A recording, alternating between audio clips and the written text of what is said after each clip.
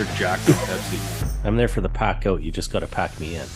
Committed to the boat early on. Like I love getting close and putting up. You cover a range of stuff on here too, right? Like We call this the THP World Headquarters. You know, my grandpa Roy Weatherby. I came into like that golden little pocket where there was like 4 or 5 different bowls. Just You're Canadian? We're doing a Canadian podcast? My name's Douglas Bode. I'm Robbie Denning. Roy Candy.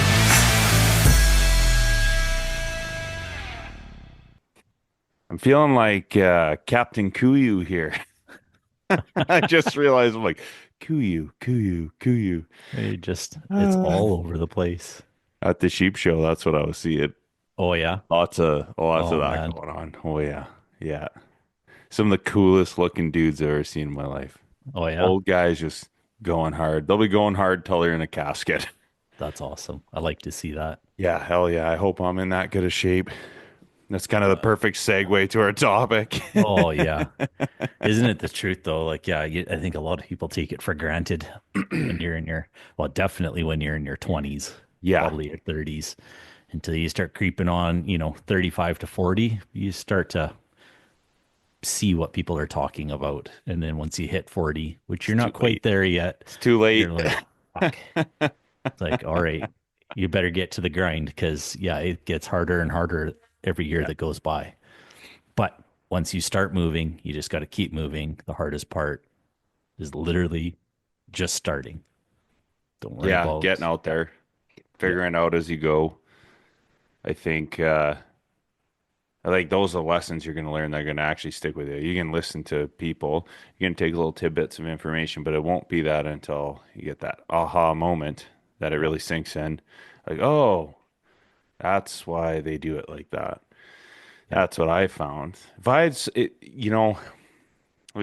that's what this topic is going to be about is, lessons learned, things to look forward to this next season, things to improve on, whether that's gear, training, bow setups, whatever, tips and tactics, some things we learned over the last season that we're going to change into this season that we're coming into. But I think it's a really good thing to think about getting a mentor. If you're starting out hunting, getting a mentor, even if you're a great hunter, it's good to hang out with those killers. Like that's what I like when I went to the sheep show and just hanging out with these individuals that are like they're killers. Like they're shooting rams every year. People arrowing bulls every year. You try and get hooked up with them. Not even to like hunt with them, but just seeing their approach to things and how they're approaching different problems. And that's what we're going to kind of do in this episode is just start talking about things we learn, things we want to improve on. You get through a couple seasons like that, you're going hard, you start figuring out shit real quick, especially when you get older. It really exposes vulnerabilities in your physicality, gear, and comfort. When you're young, you just battle through. It's whatever. you get away with a lot. Like my feet were bulletproof. They would never bother me. Not in a million years. I could do the dumbest shit. I could probably pack out an elk and slippers and I'd be fine. Yeah. But now as I'm getting a little older, just because you can doesn't mean you should. Yeah. Like you gotta put some safety measures in place to keep your shit going for the long term, right? So and be realistic about where you're going and what you're doing, because it might really depict on what gear you need, not what your buddy's got, because he goes over there, what you're going to do. Yeah, I think that encapsulates elk hunting perfectly. Yeah. It's a combination of being intelligent, but also kind of being a dumbass. Like I'm shooting bulls I got no business packing out. I think it's gonna have a physical cost of my hunting lifespan quotations. But if you're gonna do that type of stuff, you definitely have to be prepared. Like, oh man, there's lessons to be learned there. You don't want shit boots going into the season, that's for sure. I think my biggest lessons are all centered around that type of stuff, like fit and comfort stuff, physicality. When I'm like, I've set myself to the limit there where I'm like, I will not, because of injuries and weird things going on, I will not exceed 15 kilometers in one direction before I start looping around and start moving. Yeah. I completely threw that shit out last year. I caught You myself had like, a long holy pack fuck. out, man. Yeah, I was just like, what am I doing? Like, did I just forget that I have like multiple issues going on that I haven't aggravated in 2 years, but like they can reoccur because Oh I'm man. back in that mental space of I'm 20. Oh man. I am not. So, yeah, I would really like to hear your take on last season, the do's and don'ts, things you're going to change, lessons learned, and we'll But start from there. yeah, well, I think one thing I like to look at the positives for sure. I didn't get my bull. Again, got some encounters. I created some encounters that I may not have done before. Took some Hmm. advice from you and Kevin. And I found looking back, I think I had to be honest with myself in I kind of got trapped in certain areas. It had nothing to do with calling or anything like that, but going back to that good old spot, old Yeah. reliable all the time. And then be like, oh, there was a couple here and just staying like our archery season here in BC, beginning of the year, it's not really much of one. It's 9 days. Yeah. It's usually super hot, close to 30 degrees. And honestly, yes, you can get activity depending on where you're at. But a lot of the activity doesn't really, really start until like the 8th, ninth, and 10th. That's Yeah. usually when things start calling. I'm assuming it's because the first couple cows start coming into heat and kind of Yep. kickstart the season. Yes, there's stuff that happens beforehand, but when it's like that first screaming match where I am, that's generally where it happens. So last year I went up into a new area. There wasn't any at that time with all my scouting and stuff. There wasn't any elk. I couldn't even find cow elk in my good old early season spot. Hmm. And I went to a totally new area. Brought my hunting partner up there too, and I kind of learned a little bit about it from another friend of ours who invited us up to go to elk camp with them this year, but he Hmm. wasn't bow hunting. So I was like, well, I'm going to get a head start and head up there. And I really found I tried different stuff, like, a little tentative at first because I just wanted to kind of see what was going up and around in this area. It's Hmm. a high pressure area to a certain extent. So I put myself in some areas that maybe not as many people walk into. Um, Found elk day one, like in the elk, and basically tried looking at the situation. None of the elk that we ran into off the get go were older bulls. A lot of them were spikers. Yeah. So again, it's a different place. Spikes versus a 4 or 5 or 6 point. Totally different And what approach. date was this? Oh, this is September 1st. Yeah. This is Yeah. like day one on them. So super early. And basically we did some calling and we were able to call these elk partway down the slides. Another learning curve up there is when the wind switch, what's going on, where you can go, where you can't go. I had these elk on camera since like a week before, and every day they were on that slide, up or down, but they would come through this area. Yeah. So the first day we were tentative because I wanted to see what they would do and how they would respond to different calling and stuff like that. Day one was to no avail. I think day two got back into the same area. Again, got on the elk. And I think day two, I saw one of these spikes head off in this one area. And I was like, man, there's got to be a bedding area up in, either side of this slide because they're like 2/3 of the way up the mountain and everything. And then Hmm. I remember what you were talking about with early season, just raking, not even so much calling. Yeah. And looked at my partner and I was like going on a walk and he's like, fuck, he hates my walks. Yeah. We call it Pete's hiking adventures because Yeah. it's always what's around that corner. Oh, I've been that looks through it, promising. Let's keep going up there. Yeah. So anyway, I brought us into this nasty, nasty stuff. And he was like, oh man, I don't know. I was like, oh no. I was like, I'm digging this because this is where I would bed if I wanted to bed because it was that thick and lots of plateaus, lots of feet around, but thick and steep. Yeah. But with little plateaus in between. So basically, we kind of hiked into an area and did tiny bit of cow calling, like light duty calling. And Yeah. and then I just started raking without any bugling or anything. Yeah. I just wanted to see, man, it wasn't 2 minutes. And I could hear one spike come down, like Yeah. ripping down just to check it, like, hey, what's going on down here? Yeah. And there was no bugling because I thought, let's just try this out. We didn't get a shot. He was within 30 yards, but again, it's super thick. So it's just basically he was on the wrong side of the bush. It was on 2 yards or 3 yards on this side, dead bull, broadside, but not the case. So I really focused on that last year, was trying new things and trying not to get stuck in a pattern all the time. Like, Yeah, you I'm got to just be gonna careful go getting here. stuck in a rut. That's for Yeah. sure. You waste it's your like- entire hunt plan. Oh. And change things up. And it's not only tactics. It's like you hear a lot of guys that go out first light and they come back 10 o'clock and they're coming back. And it's like, all right, like I get most of our activity where we are is in that, where you see them out on the slides and stuff is that first couple hours of daylight and then disappear. And then again, at the very end of the day. What I did this year with my partners, we went up I did a lot of e-scouting and stuff on like Google Earth and that.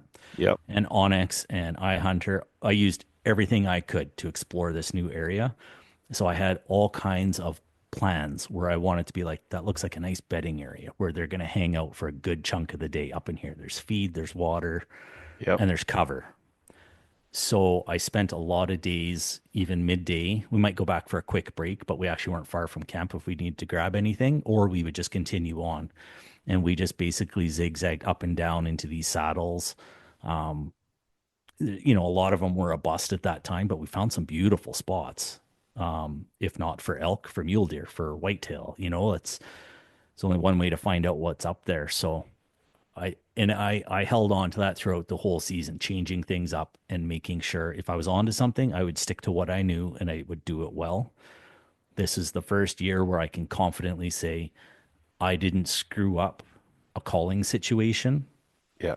I took my time. I thought about reacted quick enough in the times where I needed to react, but it's from all these conversations that we have and it's putting that puzzle together. And I don't think that there was a blown stock that we have or that we had or an opportunity that was our fault. Sometimes shit just happens. They move on. There's lots of hunters in the area. Sometimes other people would push them off, even though we were doing everything right. So I think that's a positive thing that I'm going to take forward into this next season is keeping that up. You always got to learn from your mistakes. And hopefully if you learn enough of them, you make fewer of them as you keep going. So keeping things fresh, trying new things and going to places that you haven't been before. If you're not seeing them, go try another place. Doesn't matter if it's the other side of the river, up that drainage, whatever. You're not seeing them where you are, so you have nothing to lose. So you might as well go search elsewhere. But still staying in an area, if you know what I mean. Yeah.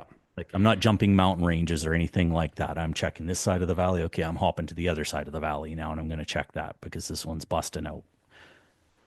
Yeah, I think a good tactic, especially in the early season, because I'm not targeting cows, right? We're both targeting bulls, is to really focus on the ideal terrain. Okay, what does that look like? Okay, it's 20-degree slope. That's where bulls typically like to hang out. Some sort of bench, northeast slope. That's kind of your stereotypical setup, right? Yeah. But in the early season, for that first week, they're very territorial, right? So those bulls, they might be with another bull, but typically they start to break off in that early week of September. And then anytime you encounter cows, I always look at the direction of travel and where I think they're coming from. Yeah. So I'll put a waypoint and a direction of travel, and I'll put that in my head. And especially if you're picking up elk early morning, look on the map where they're heading as best as you can. Like that can be kind of difficult because it can go pretty far in one morning. Like in a couple hours, they can be over a couple hills and ridges. But look at the terrain features that they're exploiting. And every single time I have an elk encounter, I just look around and look at what are the features that are like, why are they here? Yeah. And then I always think, is it a dry year? Is it a wet year? Those two things really matter. If it's a dry year, they're not going to be as high in elevation. That's what I've noticed. They'll be down lower because they have to get into that feed, into those shadows, and they're really going to be isolated towards that type of terrain, at least in the morning. Then you got to think about the temperature. Okay, it's really hot. So they're going to be moving to shade. They're not going to be out in the open for very long. So you really have to be putting in that work to put yourself in a good position at daybreak and at last light. Now, there's a lot of things that happen in between, like bulls. They typically they'll stick to themselves and they'll be traveling quotations in and at around 100 to 200 yards. Typically, I've found, and I'm looking for sign. I'm moving around, I'm picking apart the terrain, but I know these areas. Every time I have an encounter, I'm putting a little waypoint. Yeah. Elk encounter, dry or wet year, morning or evening. Okay. Put that information in there. Right away, it won't make much sense, but once you have enough of those encounters, you start to build this map, this pattern, and you'll see it year after year as it kind of the ebbs and flows of dry year, wet year. Yeah. You'll notice those things changing. If it's a wet year, they'll be higher in elevation. They won't be coming down, especially if the main driver of encounters is highly dependent on predation. So typically, if you have a lot of grizzly sign, if you have wolves in your area or a high concentration of cats, it's going to take a overwhelming amount of pent-up aggression and testosterone in those bulls. And you typically won't hear them crack off until you're in at least second week of September. Yeah. But that doesn't mean they won't come and check you out. So that first week, I'm moving terrain. If I see sign on a bench and it's like clumped together shit, not like elk that are cow or immature, but you'll see those bigger bulls, they'll kind of like it's kind of like a cow elk, but it's like ball of shit. Yeah. You see that I'm cow calling, I'm very cautious. Immediately I'll stop, look at the terrain features. Okay, why is this bull here? Is it territorial? If it's early season, it's territorial. More than likely. They'll kind of scratch a living off that area as best they can. They don't want to move because they get grumpy. They don't want to be around their buddies. They're not quite ready to check out cows for the most part on the daily, like cruising with them, because they're trying to essentially store energy, build up that aggression before they go on the move. I call it the solo bull time period. They're grumpy. They don't want to be around anybody. So you can exploit that. That's an emotion you can take advantage of. So when you're hiking in these areas, you're looking for those features. If I see a rub, that's early season type activity. That's ripping velvet off. That's usually actually in August, like last week of August, they start tearing that's down. When it is here too. Yeah, and that's what you'll see. As soon as I see that, I know, okay, this is a staging area. That means for the first 2 to 3 days, I could hit the jackpot and find a bull hanging around, moving in and out. So that midday, early day, glass your eyeballs out. Maybe do some location bugles. You might get lucky. A chuckle will come, at least to locate where there's animals. After that, I'm on a cruise. I'm cruising. I'm covering terrain, checking areas. That's what the early season is all about. It's about covering as much terrain as you can possibly handle and looking for those subtle signs. Like maybe it's a walk trail. Okay, there's elk in the area. Maybe I got some tiny little tracks I'm kicking up needles. Okay, and it's a solo. Because if it's a solo, typically that's a more mature, like a 5-point class bull or raghorns. The real young stuff will still be with the cows. They'll be falling around. Yeah, playing like they're tough and all this weird, doing weird vocalization, but it's not really pronounced bugles. And I'm just searching. I'm searching for those signs. If I see rubs, I'm rubbing. Yeah. I am going to get that excited emotion in them to come and check it out. I'll just do some rubs and I'm just silent. Rub, rub, rub. Hang out. The older I've gotten, the more patient I am to let things percolate, especially in high pressure. They want reassurances in their head that you're an animal and not a human, right? So you do these, they'll do some light, like come up and down the octave tone, just really, really subtle stuff. And then I'll start maybe casting behind me, like some cow call, cow calf, like some stuff that's just going to get them thinking, okay, there could be elk in there.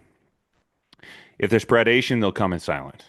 That's typically what I've seen in the early season. But again, I'm looking for those subtle signs and I'm walking those benches and I'm always putting waypoints like, hey, why are they here? And I look at the terrain features. Every time I kill a bull, I'm thinking, why? Everyone's like, oh, yeah, I got it done. I'm not. I always walk up on a bull thinking this could be my last. Yeah. It's so hard. It's like you got your chance at the great white buffalo. It's like a mythological animal. It seems like it's so hard. You really have to put together puzzle pieces every time you walk into a season, and it's different every single time. So the more you start to pay attention to those subtle clues, the better chances you are of having repeat success. And then if I see those signs, I'll start doing some cow calls. I get very cautious, and that should be, when you're paying attention to your thermals. You talked about thermals. You have to think about these animals like the wind is water on gills. Like they need it to live. Everything that is in their instincts and in their minds to live is all centered around that wind. So in the morning, it's coming down, they're going up because the wind is coming to them. So they have that reassurance. You need to think about it like they have to have something that's protecting them. And that's the direction they'll travel. They center all their movements around this type of activity. Is if you're defeating their sight, they need their nose. Yep. If you defeat their eyes and the nose, they need their cover. They have these things they need, and that can be exploited as you're bringing them in. But the wind is coming down, they're going up because they're getting to safety, right? And they're getting into that shade. It's too hot for them. They're a durable animal. It's really hard on them to be out in the sun directly. And then they get up there and guess what happens? The smell of the predators comes up to them because they're up at their destination, perfectly timed to when the current air currents are changing and they're hanging out there.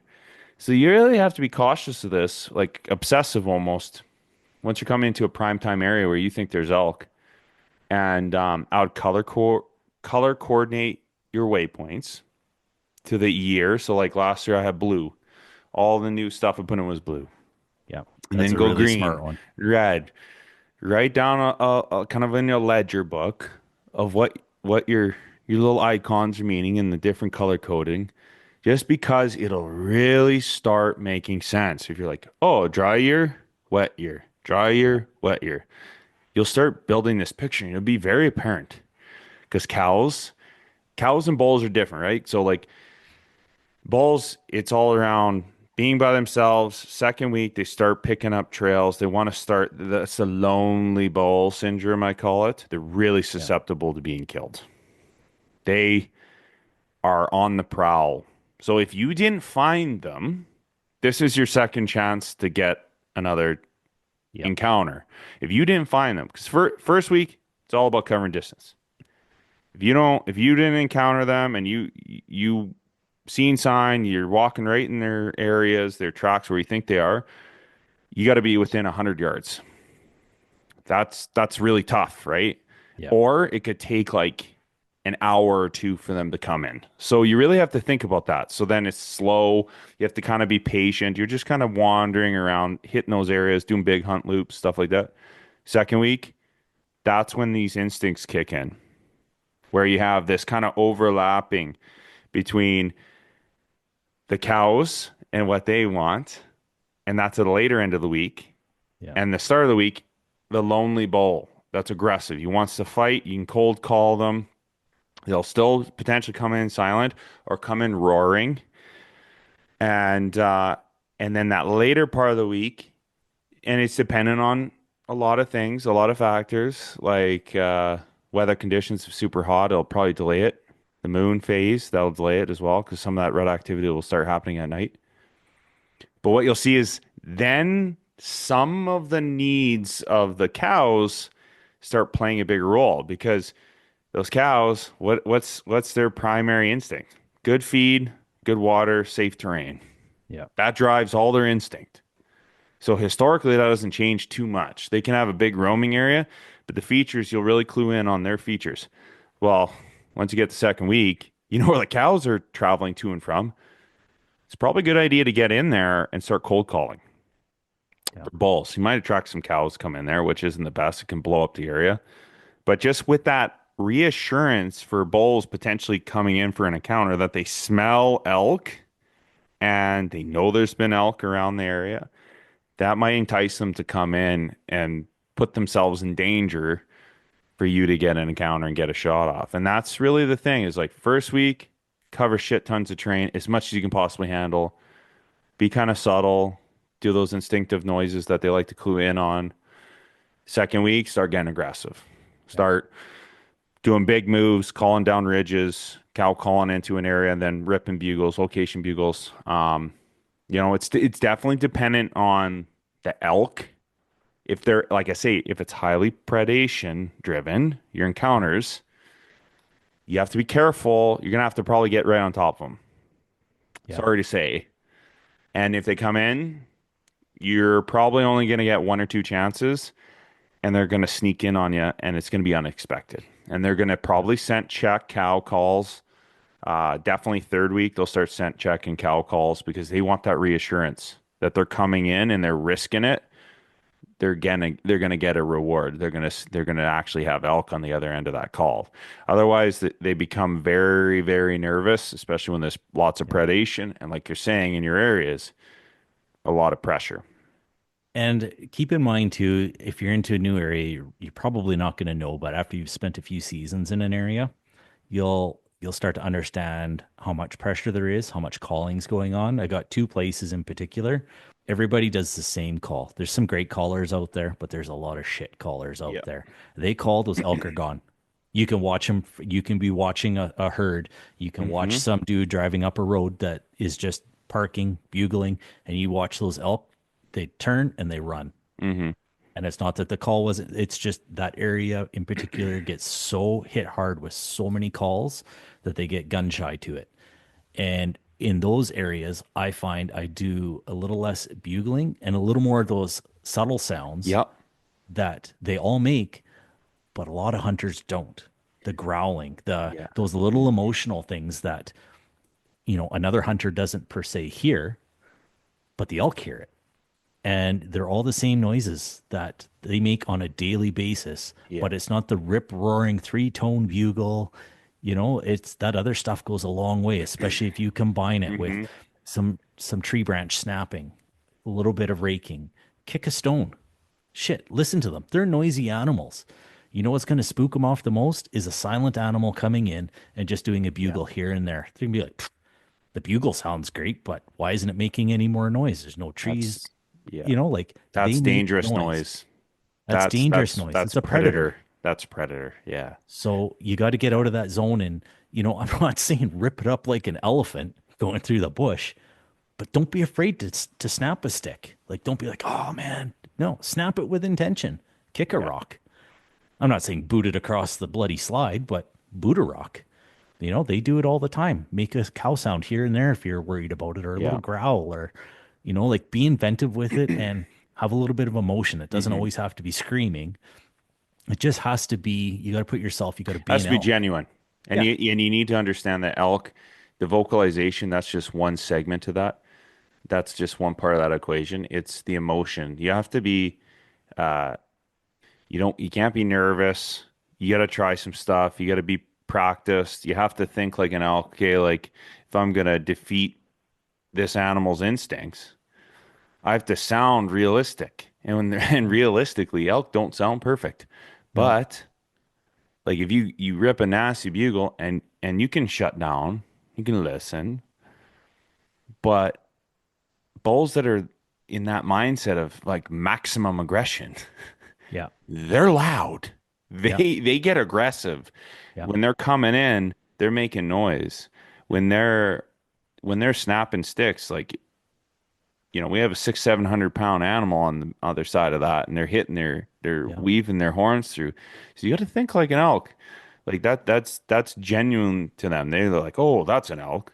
Yeah. Not just like do do do do do do That's do right. do do do do Yep. do do do and paste. It's like that conversation I had with Kevin when my first podcast I had with him, where I was like, it's the same thing as you being an imposter. You're trying to have a conversation with a stranger from across the bar. You're like, hey, how you doing? And they're like, oh, I'm pretty good. How about yourself? And they're like, hey, how are you doing? Yeah. Good. Exactly. Hey, how you doing? It's like, You're like okay, stranger weirdo. danger. Yeah. Get away from me, you freak. Yeah. It's the And same thing. So having some variation. Now's the time to learn new calls, try new things. Might absolutely. drive your wife insane, but do it on your way to work. So Think I'm about definitely not saying don't go out and bugle. I'm saying no, think have about some your situation. have some And if skills. there's Yeah. 10 other guys around you that you can hear bugling, guess what?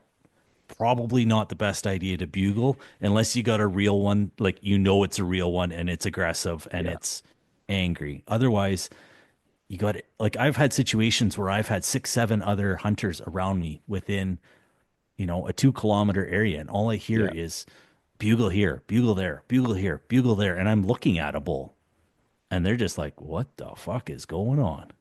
Yeah. And it's Yeah. and it's there's a time and a place. It's I think you just got to be cognizant of that.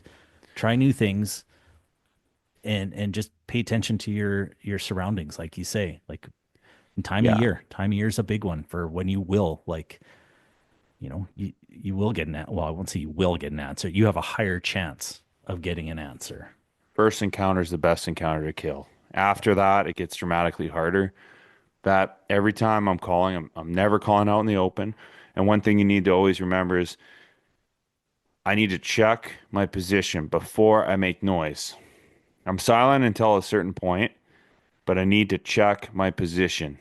If I'm in a bad spot and I don't have a shooting lane, don't make a noise. I have some experience where it's kind of screwed me, and I've made some mistakes where I didn't realize because I didn't have a visual. It's so thick. I'm just listening to this bull weaving around and moving towards me. But in general, even if you're in high pressure, I've had where I seen guys coming up on a ridge. They went right, I went left because you're trying to get away from them. And I think they heard some of my calls, and they're like, "Oh, it's too early. We're doing that shit." I killed a bull 45 minutes later. Yeah. Like you have to have some level of faith that this stuff works, right? You Yeah. can't just give up. That means you got to keep your guard up. I've had a couple times where bulls will come and check you out, and if you're not paying attention in the early days, I've clued in on this a couple years because that could have been your only encounter. But just thinking about, okay, my terrain features, am I going to get a shot opportunity here? I'm not making noise until I know that. I'm looking around first. I'm glassing everything first because being versatile is more important than the romanticizing of I'm going to call a bull and he's going to come in. Well, maybe you don't call. Maybe you spot him and you close the distance. You make a shot, spot, stalk, completely stealthy, silent. That might be the best move sometimes. Just so being cognizant of my area, thinking about my area that I'm going to be into, like if I'm going to hunt this big valley, I'm not saying you need to scout the area, but understand terrain features that are conducive to shooting lanes and success. And make sure if you're making calls and you're solo, that you have a good setup. Don't just call doing shit randomly without intention. Don't call in the middle of the field either. Maybe get into the timber line a little bit, because what if there is a elk right there inside the timber line, the opposite timber line, Yeah. and he's looking right at you? You made a beautiful call, but he's like, dude, I Yeah. can see you. Yeah. Yeah. That's And gotta be that's a been my biggest thing. really dumb bull to come into Oh that. man. And that was one thing I learned from you guys in the last couple of Yeah. years and stuff is really paying attention, being like, okay, this I want to call here, but I'm on the wrong side of this feature. Yeah, hang I up wanna spots. Yeah. I know it opens up a little bit more on the other side, but I have enough cover. I can still move and adjust. That's been a huge game changer for encounters for me. Yeah, especially the steeper the terrain, the more that matters. Like in rolling hills and foothills, it's not as much of an issue, but in real steep terrain, mountain areas, that's a big factor. Hang-ups are the number one thing that'll screw you up. Like yeah, it's all around, but in mountains, it's like mountain zones, it's even more of an issue because it's not just like your average terrain. Like you have a cliff potentially preventing that bull from coming in. You have blow down cities where it's just blow downs everywhere from old burns. You have probably creek beds and lot, or maybe it's rivers. Like you need to think about these terrain features if I'm going to be calling in a bull, where they're going to hang up. I'm always looking for the next hang up. So I make a noise, I'm looking for that hang up. And I need to make sure that's within my shot range, like 40 yards, 50 yards, or whatnot. And it's just building some sort of a plan as information's coming in. Okay, I need to step up. Okay, I'm going to move over here. Like having some sort of plan before you start your calling sequence so that even counters. I always range before I start calling every time. Yeah. Just quick reference points. It's bailed me out before that bull that there was those guys that they went right and I went left. I got the wind right. That's why I went left. I didn't want to hunt where I didn't have a wind advantage unless I was going to completely move areas. And I'm coming into this kind of opening, but it has some break and some brush. So the bull had some level of protection because if I'm defeating their eyes, I'm defeating their nose, I better give them cover because they won't come in, right? So that's where they usually hang up is on edge of timber. So you need to kind of have some sort of plan for, okay, if they're going to come here, they're probably going to hang up in the edge and they're going to look around. And if I'm making a racket and they don't see elk, Yeah. They're going to get that's worried. suspicious. Yeah. They're going to move and they're going to do a scent check. And they're going to do it usually from complete cover. And you're fucked. You're not probably, you could get a shot opportunity. It's going to be very technically difficult to shoot an arrow through thick timber, or they know, right? That's a big thing. Like when they come in, sometimes they'll plant themselves in a bush. They know. Yeah. They want that cover. They want that feeling of security, right? That's my favorite one they do to me. Yeah. Yeah, I can see you, but I can't shoot you. Yeah, Son they of do a it bitch. every time. This one came in running and he ran across. But before I made a noise, I referenced it. Edge of timber from the nearest point that bull could come in, closest to timber, and then these different landmarks, right? And there's this tree at 15 yards. Now I go, okay.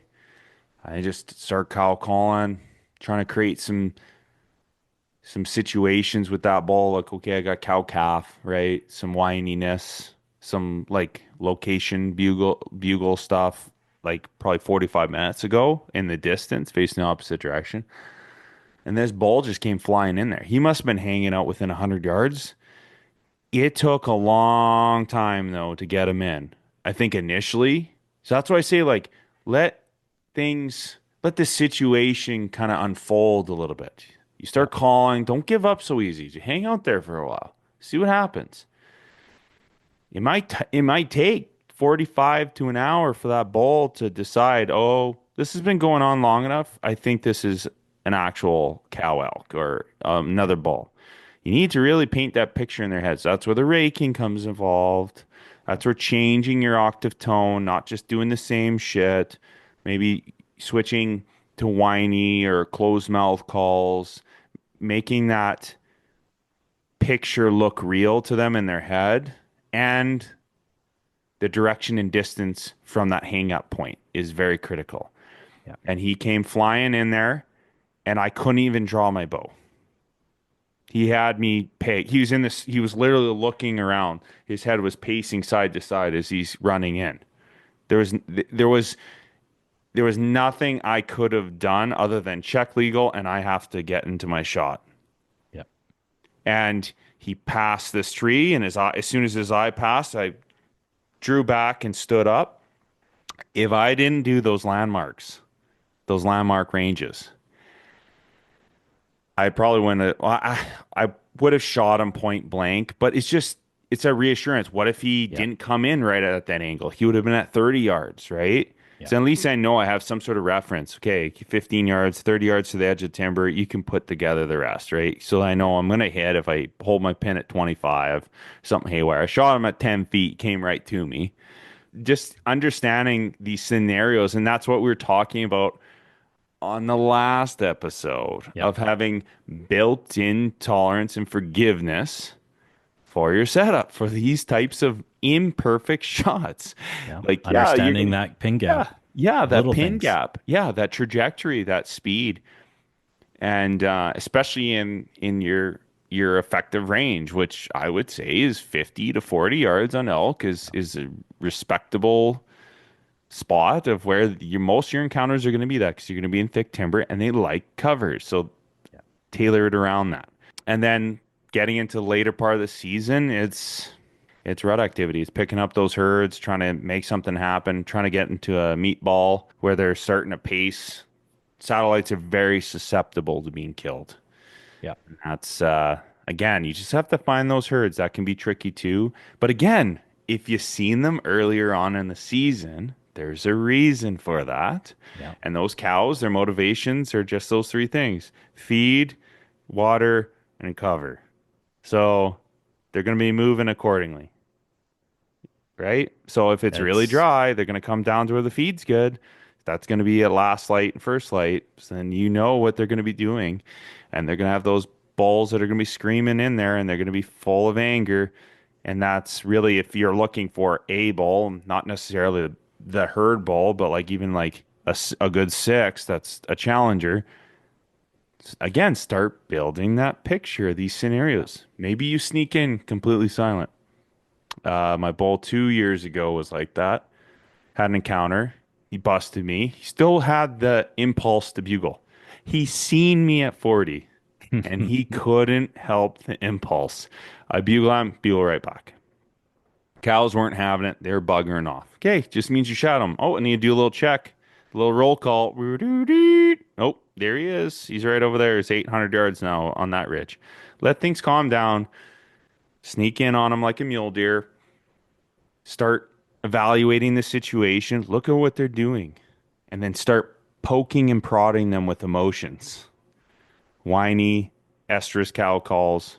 Oh, I've been fighting this big bugger in the middle. I've been getting my ass kicked.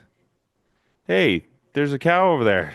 Sounds pretty lonely. I'm going to go and check that out. How you doing, ladies? Even Absolutely. if they don't fully commit, if you get to the edge and there's some level of cover for you, you can just let those. That's what I did. I knew I wasn't going to get a chance in that herd bull, but there's a nice 5. I'm like, okay, they're circling. As soon as that biggest 5 circles and hits, okay, I'm going to stop them with a cow call. I'm going to walk them closer, and it could give you an opportunity. So just these scenarios, like you're saying. It's percentages. I think you got to work your percentages, and eventually, if you work enough of them, and do the, make those good patient choices, your percentage chances of you're stacking the odds in your favor. Stacking the odds Yeah. of getting that opportunity that maybe, a lot of people, they're not doing. Sure, lots of people get them, but a lot of people, you talk to them and it's like, oh, I just crossed the road in front of me. Great, congratulations and everything. But there was just, everybody comes around with a little bit of luck. But the people who do it consistently and kill consistently, it's not luck. There's no luck. No. There's no luck. They're creating, if you want to call it luck, they're creating their own luck then. You're creating a situation that is inevitable. Yeah. That's how I see it. You're putting in these reps. You're learning what you need to learn. It's a rite of passage. There's no shortcuts with this shit. You have to get a lot of encounters, a lot of failures. 2021, I had more failures than ever before. I had so many encounters, like the craziest.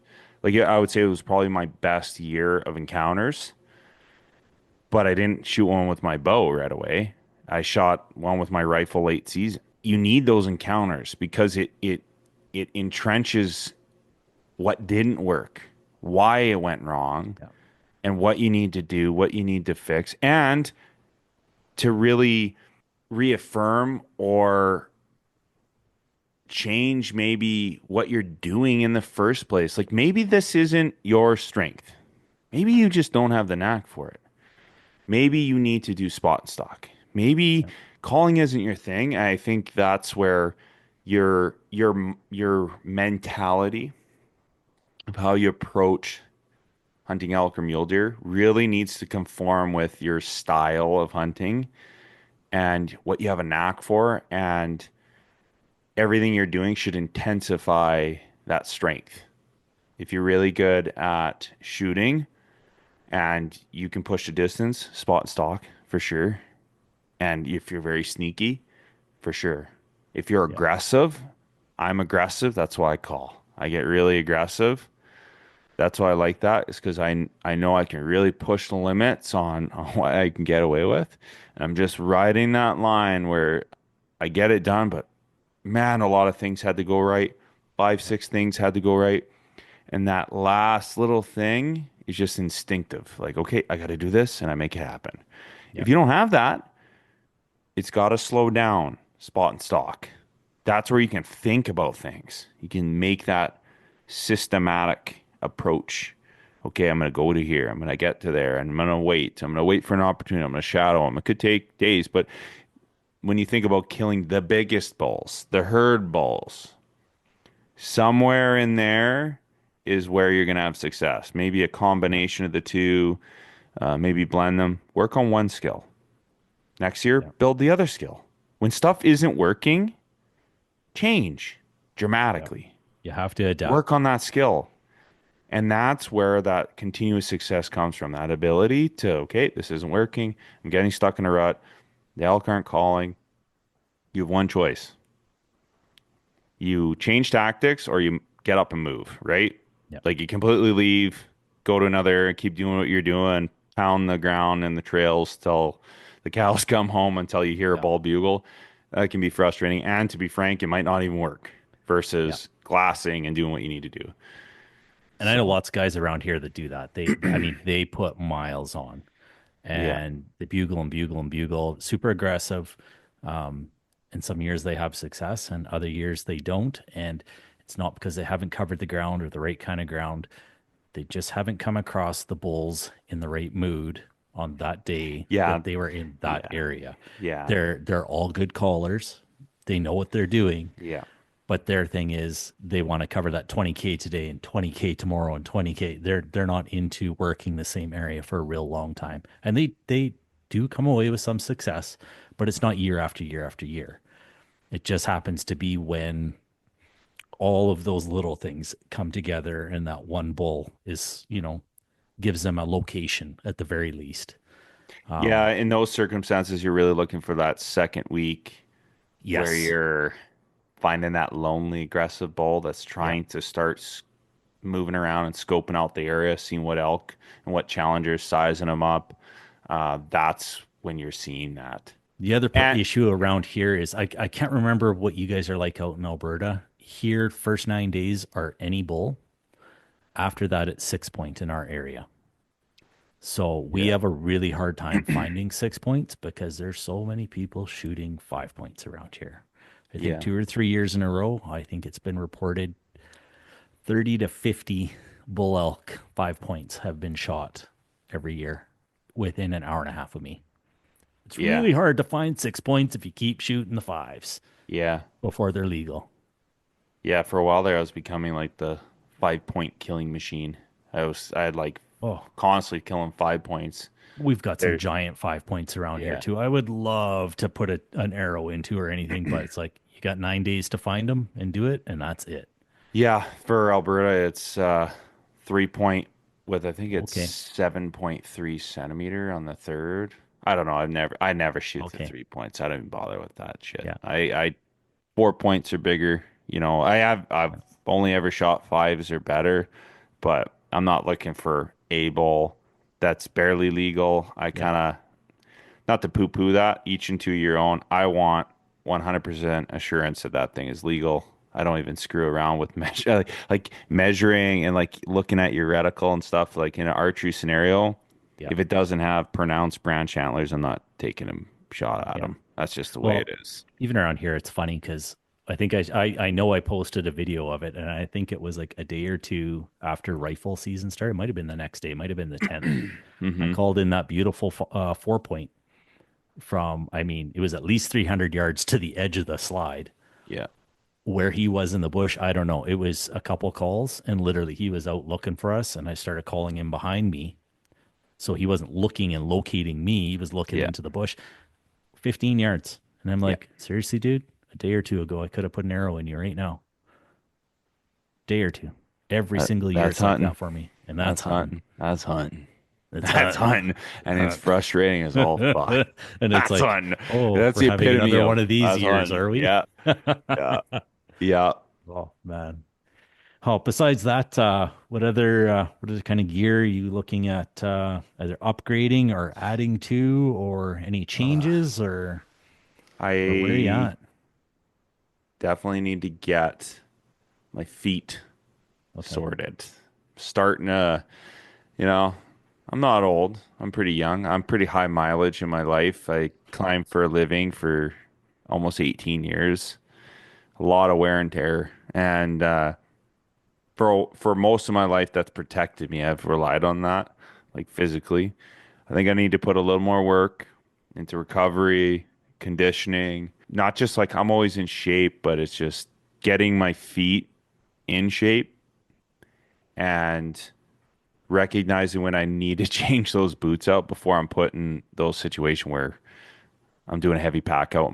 I've been having these like, you fix one problem, you create another. It seems like that's the way old age is, and I'm just cluing in on that. Yeah. Where I get a knee issue, but that was self-induced. So it's that's one takeaway I think for everyone is if you're hunting in minus 30, never mind why you're doing that because you're a crazy person. But if you're that hardcore, be extremely careful with your tendon health. When you're kneeling down and you're really cold, make sure you warm those joints up before you start really huffing it, because I did that one year where I was putting, again, 30K on the boots in snow, and I didn't put enough time on my insoles too, so I didn't get my knees used to that angle that I was putting my arches through. I was changing how the body mechanics of my knee was operating and pushing the limits on how far I was going, the type of terrain, side hilling and stuff like that. And I pushed my knee to the absolute max, and my patella got a lot of loading injury. And, like that shit hangs with you. It can hang around. It took 2 years for me to really get rid of it completely. And I had a max range after that, and I had to build it back up. But just doing those checks and balances on your body, like it's off season. If you got an injury, get into physio if you have benefits. If you don't, go online, do whatever you need to. Go to the doctor, get something, get help, and start working on flexibility training. Oh man, especially for stocks. Holy shit, I've pushed my body to the limits on these stocks, where I'm crouched, I'm going so freaking slow, putting really stretching your body out. You got a pack on your back. I'm really trying to do everything I can physically to get an arrow in an elk.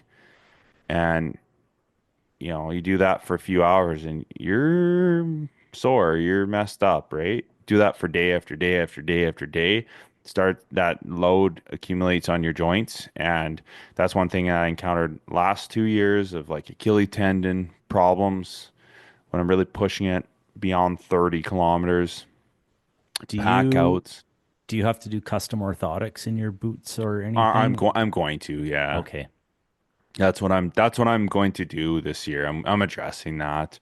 Okay. I've been able. I was one of those guys where like you could put me in work boots and I could climb ladder all day in like Walmart boots, like the biggest piece of shit boots wouldn't even faze me. I'm a barefoot kid as a child. Like I love barefoot. I hate socks. I hate shoes and clothes. Yeah, I'm a barefoot guy. But obviously you can't do that hunting. No. But you know what I mean? Like you take that for granted, right? So you need to get the shit sorted early. Get those boots on early. Walk around your office. Walk around your house. Wear them for 6 hours. Break them in. That's why we're doing a good shout out to Aku. Get this shit sorted now. Start wearing those boots.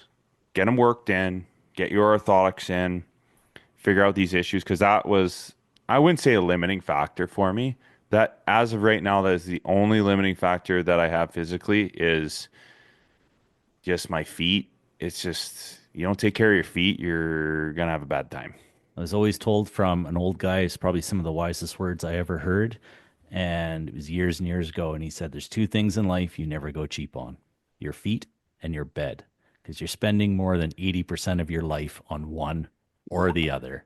Freaking right, And you think man. about it and you're like, he's not wrong One or the at other. all. When your feet are all messed up, you're gonna be in that bed. Yeah. You ain't gonna be So out hunting. don't cheap out on that stuff because that's quality of life. That's even for your general life. If you can't get a Brutal. good sleep, it wrecks your next day. If your feet are hurting you at the end of the day, well, you're Yeah. freaking tired and you don't want to do anything else. Yeah. Like you don't want to go exercise. You don't want to go stretch because you're in agony. I get it. Been there. But yeah, I think, and I think the older you get too, like I took a lot of things for granted, and it's only been in the last 2 years that I've kind of gotten back into shape.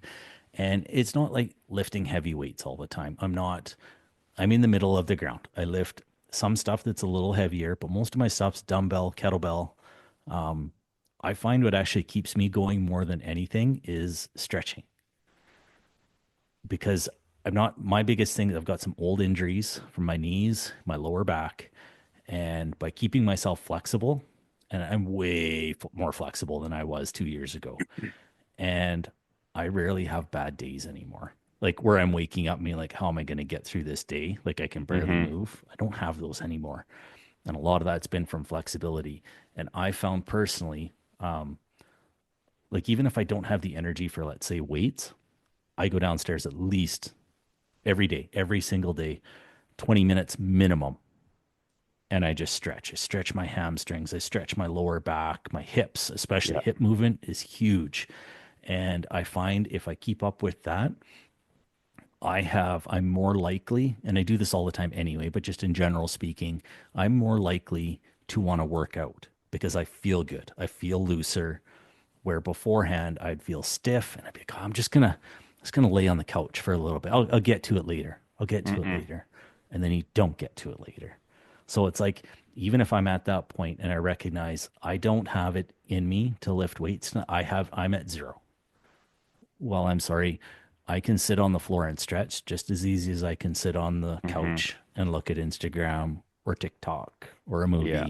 So go sit down, stretch. I don't care if you're just touching your toes and bending over, like just the simplest things. There's been some great stretching, especially like hip mobility and stuff like that on that Mountain Fitness app. Yeah, the Mount There's Fitness app has a lot of There's a good couple stuff in there. crazy programs in there. They got all kinds of stuff from your weightlifting, your kind of your in between, not just weights so much, but a lot of mobility with weights. Yeah. And a lot of leg programs and stuff. But I use a lot of the flexibility stuff and the hip movement. And man, talk about making my body feel 10 years younger. And I shit you not, I do. I feel 10 years younger because I can move again. I'm not tightened up like this, walking around like I used to be. Yeah, that's the thing I noticed, like beyond 35, 34, 35, that's where I notice I can go hard like I used to, but the muscle tension is really the limiting factor of recovery. Like I would go hard on bench or shoot a shit ton of reps, and I either have a trap problem or my pec minor starts shortening, and you have to roll that shit out consistently. Otherwise, you're gonna have you're gonna have neck strain. That's what really, like, if you're in my line of work and pulling wrench, it's neck strain, right? That's the killer. That's the thing that's gonna make you feel debilitated is neck strain. So like balancing out deadlifts and squats, that's the same thing. I think though it's important, if you're going to be successful and you're going to do this all like year after year after year, you should figure out what's your baseline fitness. Yes. Because I do like to tone it down, because usually I'm pretty messed up after elk season. Yeah. Like the first 2 days, I lost 20 pounds of body fat. Like, I think that's shocking for people to hear. It's probably like some water weight and a bunch of shit going on there too. But like, I was considerably skinnier after 2 days. Yeah. I should have had that sorted out before I went into the hunt, but I didn't. You know, I do a diet, a fat adapted diet leading in where I almost switch entirely. It's kind of my wife's like, you're kind of a little bit of a sick puppy because I tell her I'm like, I eat nothing but elk going into elk season. So I'm like, I will use your energy against you. Yes. You know what I I mean? He's love it. like, you're fucked. But I try and get fat adapted so that when I'm in the hunt, I start burning that fat off my body that if I do have a little bit of fat on me.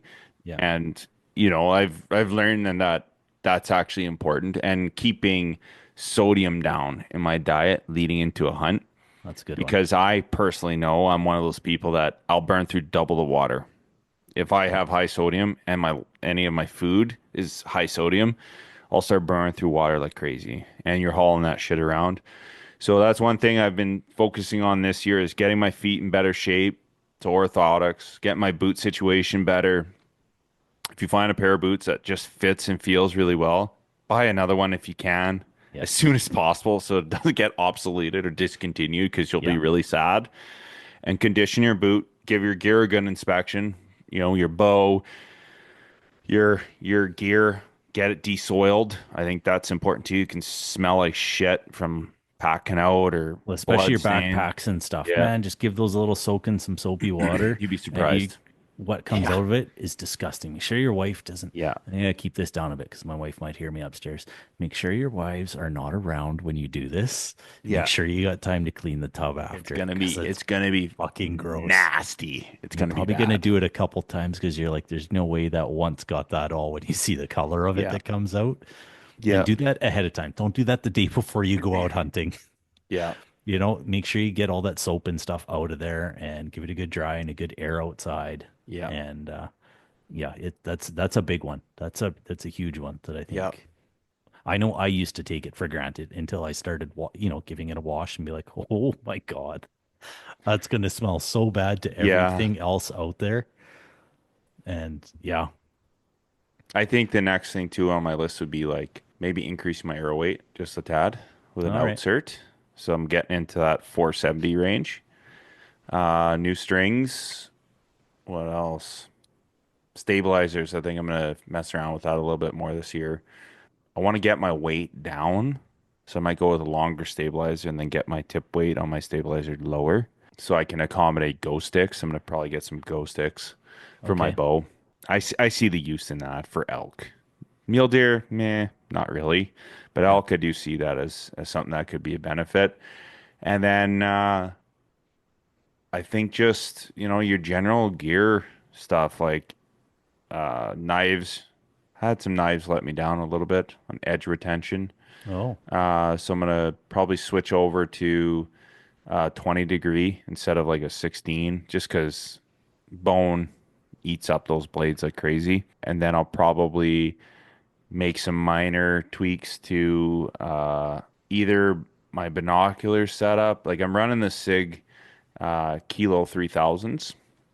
I might run like the SIG just standard like Zulus with a smaller handheld for archery season because I like the lightweight of that range. I want that super stable range Yeah. because I have had issues where it can be very difficult in the moment to one-handed those heavy binoculars. Even if you're putting it on your cam, it can induce buck fever.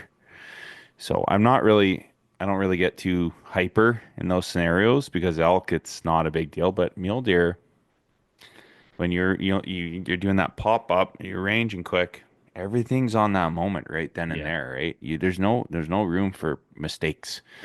So you want to be real low profile and sneaky, and I would say that I would separate the two geared loadouts to mule deer needs to be compact, low silhouette, not a big silhouette, very low profile. Everything needs to be low profile.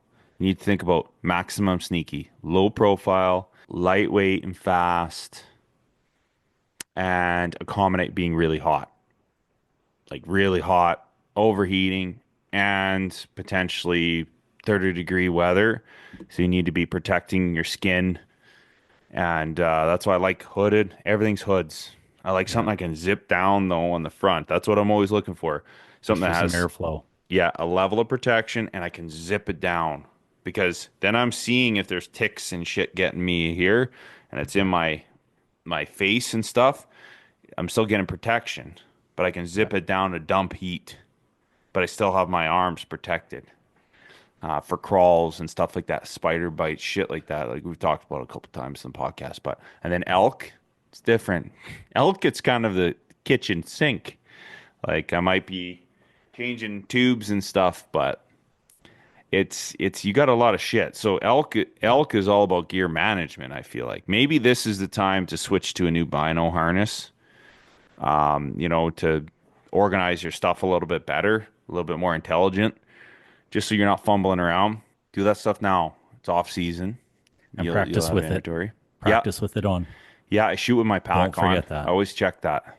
I know people look at you silly, but they're the ones that are silly if they don't get it. Because and get used to more often shooting than around not, objects. Yeah, you're gonna have that shit on you. And yeah, you're going to be shooting around objects. So don't just stand at the line and do perfect shots every time. Do those, but also incorporate being on your knees. Sit down. Yeah, shooting from your knee, kneeling, crouching. Awkward positions. Put yourself in an awkward position so you know what it feels like. Because I'll guarantee you at one point, you're going to be in that awkward position. You have an opportunity and you have to make it work, but you can't swing around. Nope. So practice it.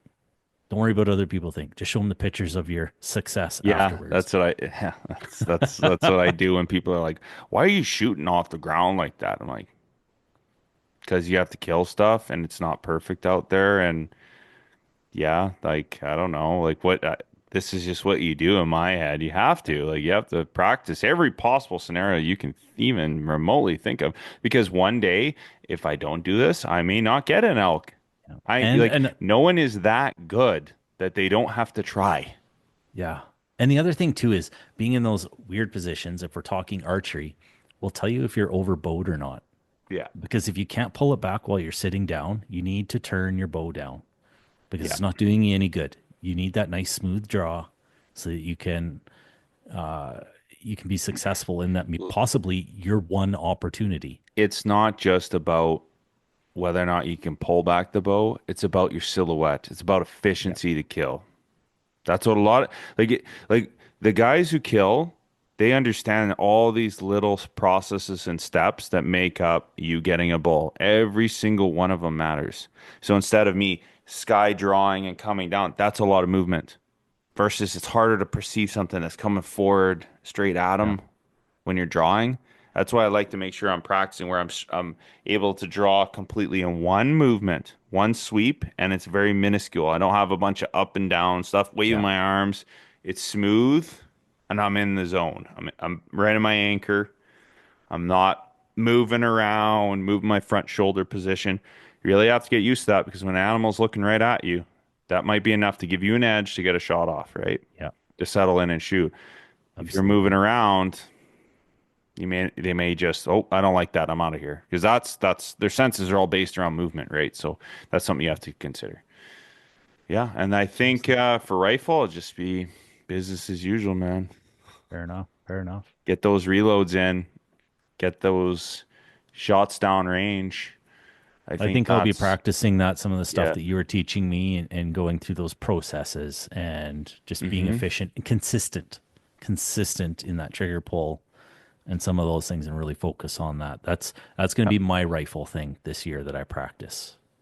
I actually got a couple messages from the last the long range episodes that we had done, where guys were really focused in on that cold bore. They were like fascinated by that. Just you're right. Like that cold bore. Like I shoot and my rifle's hitting 1 inch to the left. Like like that's you need stuff to know. You really need to track that.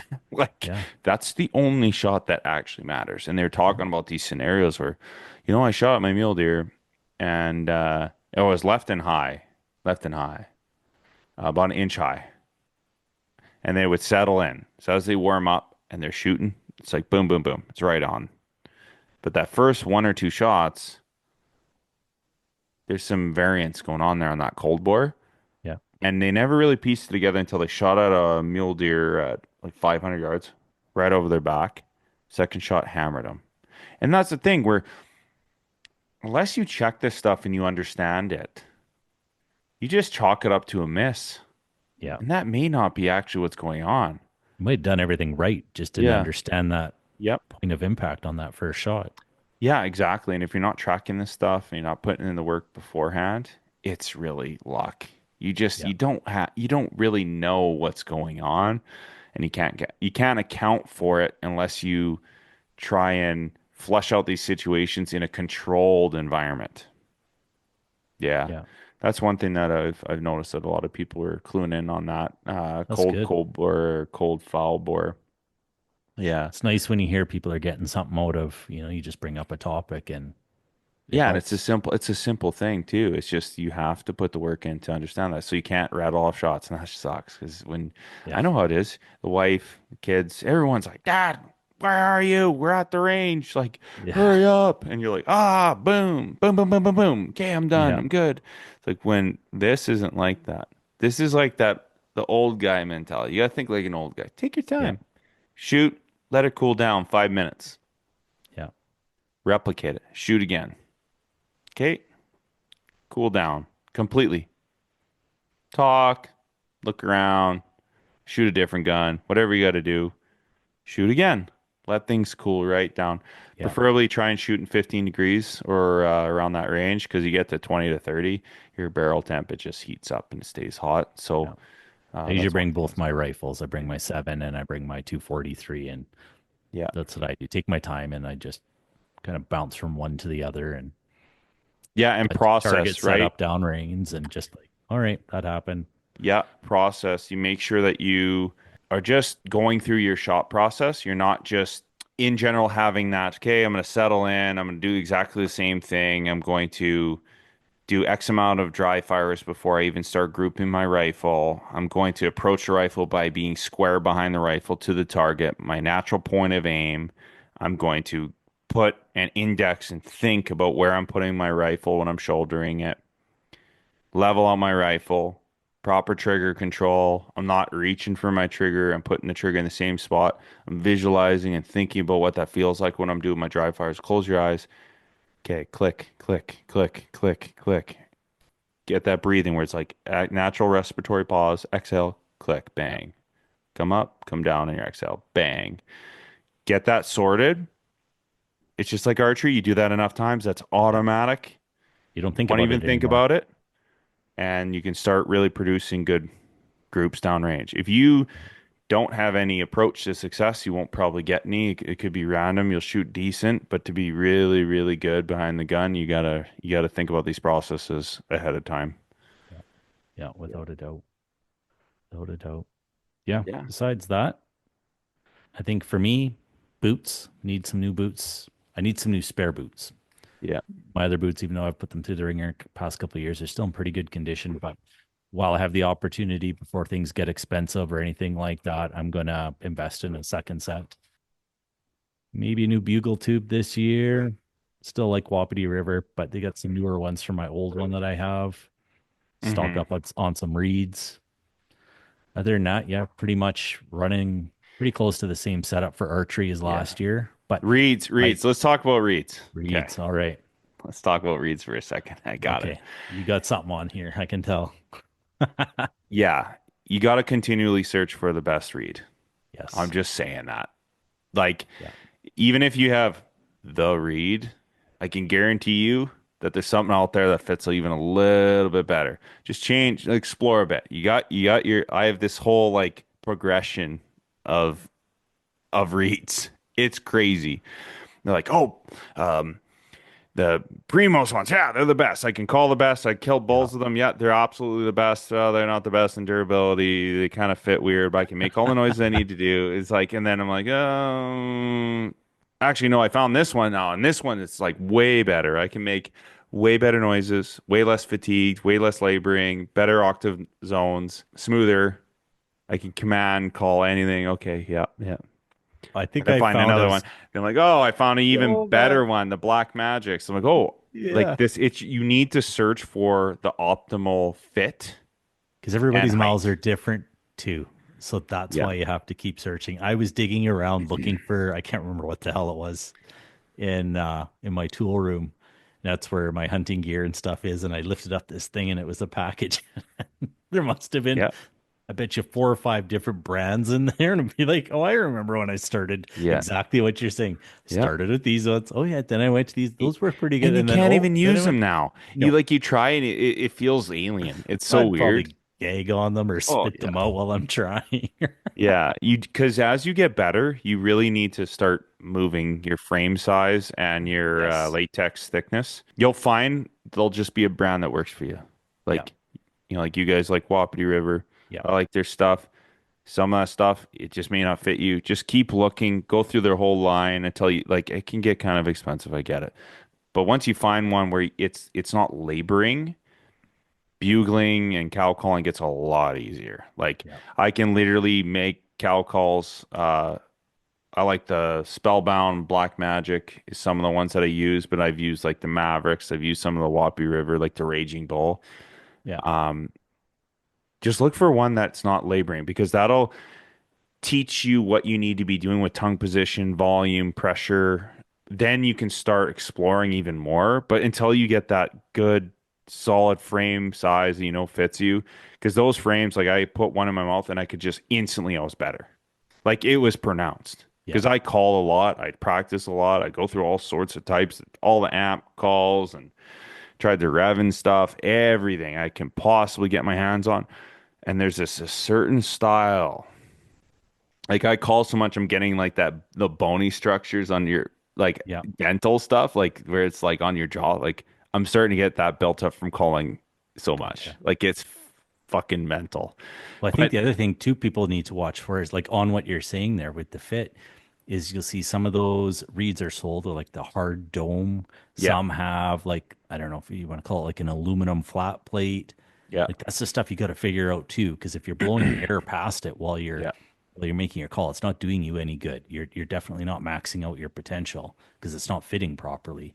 So you got to figure out what you need there. Whether you need something softer, harder, flatter. Yeah, if you can't make cow calls without high tongue pressure, yeah, it might not fit you the best. You that those calls that I bought last, I think it was 2 or 3 years ago. As soon as I put it in my mouth, I can just without even having my mouth in position, just wide open mouth. Yeah. I don't even That's need my nice. tongue. I can just barely, I can make them closed mouth, all that. Until you can get that non-labored cow call, try some stuff because you'll find that your tongue and your position and the way you call will kind of change at the start of the season. It sounds really good at the end. You're like, oh my God, you're just calling 100 Yes. bugles. So you'll find that changes and inspect your reeds.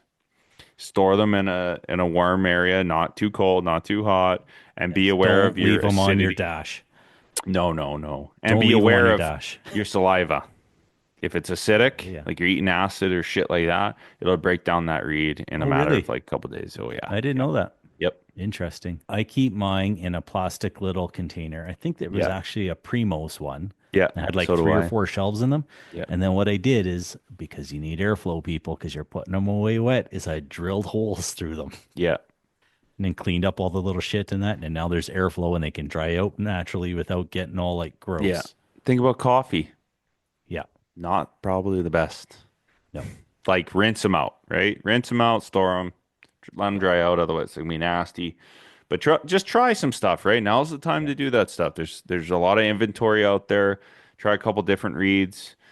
Figure out the size. If you're a medium, large, or narrow palate, or maybe you got high palate. If you have a high palate, I pity you. That's really tough. I have a high palate, very temperamental with certain dome heights. I have to use sonic domes or the Pro Series domes, the amp high domes, just because of my high palate. But yeah, try some stuff and get consistent.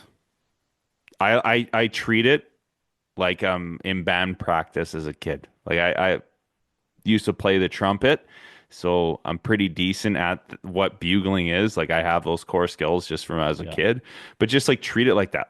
Go up the octave zone, hold it, come down, try and change the pitch and do the same thing.